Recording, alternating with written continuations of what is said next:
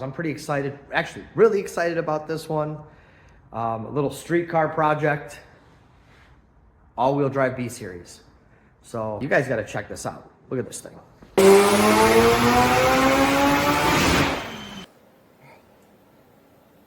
Serious? You think you can? Here, hold this.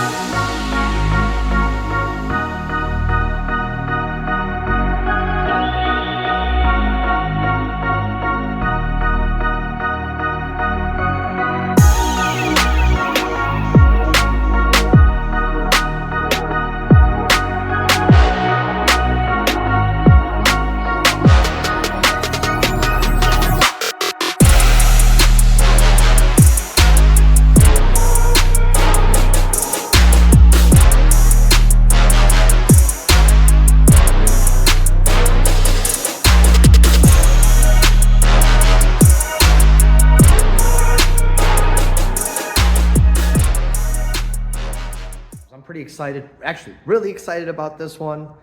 A little street car project, all-wheel drive B series. So I'm pretty pumped. We put it on the dyno. We did some baseline pulls exactly the way I bought the car, and it really surprised me. Unfortunately, we're having some fuel pressure issues, which were kind of being tuned around. The fuel map had a lot of fuel at it, top end. Usually the fuel curve should follow the torque curve. And you could definitely see that it's been dropping pressure for a while. So it's got a single fuel pump in it. We're gonna upgrade it to a dual fuel pump, and then we're gonna get back on the dyno, but you guys gotta check this out. Look at this thing.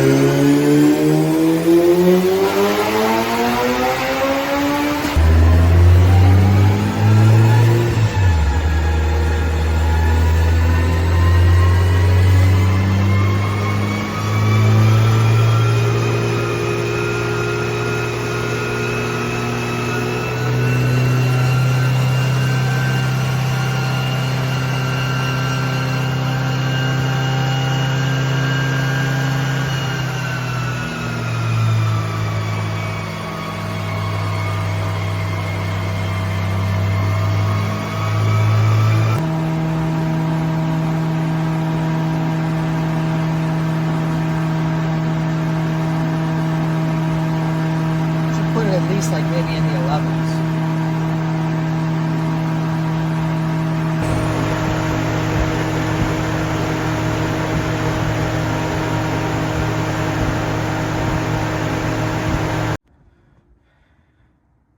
Yeah, that was like 30 pounds of boost, over 700 wheel.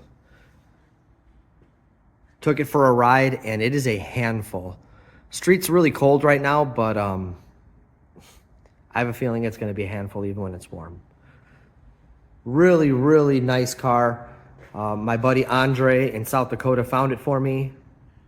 Nick did a great job building this car. And it's a privilege to own it, and can't wait to start doing some stuff to it. Racing it, testing some products, stuff like that. So, all right, so had some fuel pressure issues in the Integra. This is what we have.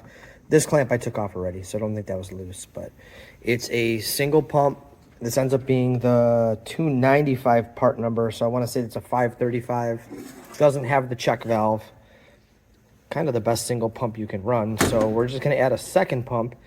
If you see, they give you an option where my thumb is right there to add a second fitting, and then that goes to the dash shade up here on top. So I'm just going to put a second pump in. We'll have it activated by the AEM or by the standalone, and we'll turn it on maybe at, you know, like 10 or 15 pounds of boost, something like that.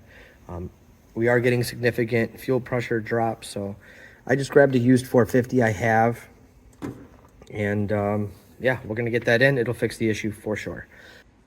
It's too tight. No way. Try and break it loose again. I think you can do it. Serious? You think you can? Here, hold this.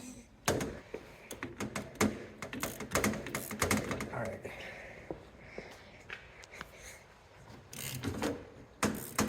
There it is.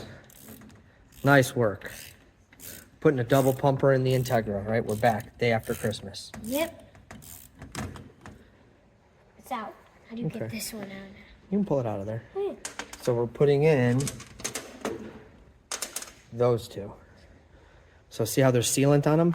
The one has sealant and the other one doesn't. Yeah. We're gonna get some sealant for this one. All right, so we've got both pumps installed. They're not gonna fit in the tank clamped on there, so we'll have to loosen the clamp, like get the assembly in the tank and then put the second pump on there, but not a big deal. We've got both fittings for the two pumps. Dylan helped me get those in. And then we've got 4 wires now going through this bulkhead, and we're waiting for this fuel resistant RTV to dry. All right, so here's the fuel setup on the car. It's actually got like a stock style hanger.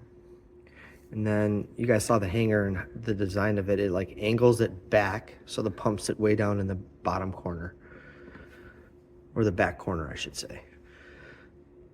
Super nice setup. I'm gonna eventually hook up this to fill from the factory filler neck on the side, but for now we just fill it right here.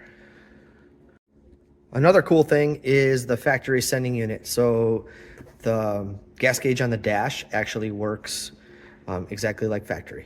So obviously it doesn't have the capacity of factory. This is about a 10 gallon, I want to say it is, but the gauge works great.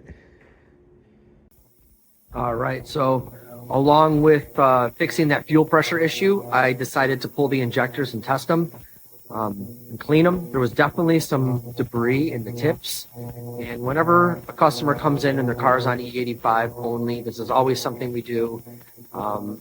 If you have a pump gas map on your car, you can avoid having to clean your injectors by just running the pump gas map every once in a while. So in this case, the car's been on E85. It's only on E85. I have no idea when they were cleaned. Pulled them out. There was a little bit of black on the tips of the injector, some gunk. So we got that taken care of, and then we're going to flow test them to make sure they're even, not only at wide open, but even when they're pulsing. All right, another little bit of maintenance that we did here. So it was important. I wanted to do some baseline pulls, see, you know, where the car was when I bought it, not make any changes, just see where we were at. Now that we're going to be pushing it a little further, we're going to, you know, take care of that fuel pump thing, and then changing the plugs are one of them. Ended up being a 7 heat range. I want to say 6 is stock in this engine.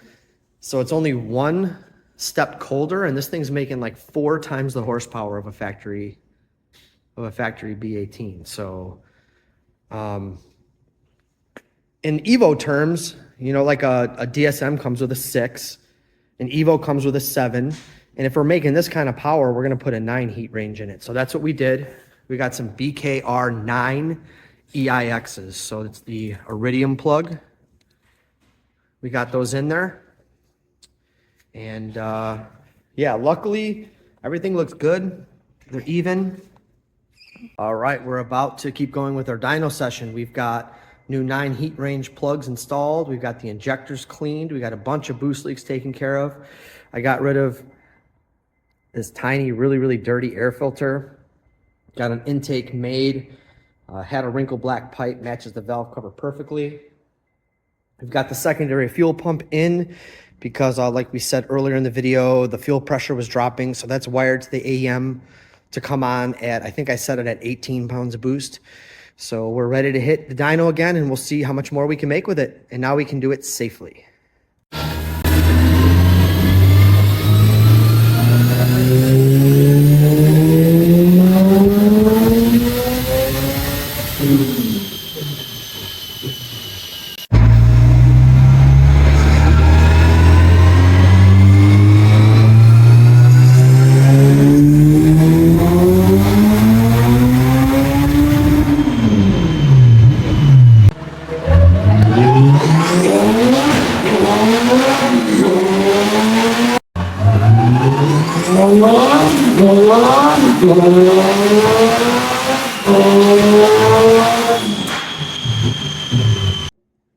Man, this thing came to party. Insane. I mean, look at the top end. So the red is 34 PSI. The green curve is 30 PSI, and the blue curve is 28 PSI. So I've got this car set up for boost by vehicle speed. So it's basically not going to always be locked at that 810 wheel horsepower number. I mean, on the street, that would be insane in this car. So first gear, you know, maybe 22 pounds. Second gear, maybe 25 pounds. Third gear, maybe 28 pounds. Fourth gear, maybe 30, 32 pounds. I don't even know that I'll set it at this 35 for the street. We'll save that for the track. But man, look at the top end. Insane. So when we first came in, there was like a little dip right here in the power band, and that's just because the VTEC engagement was too late. So we ended up shifting that about 800 RPM sooner, and it got rid of the dip in the power band. So that smoothed out really nice. But wow. Insane power for this thing. Super happy. It's going to be a blast.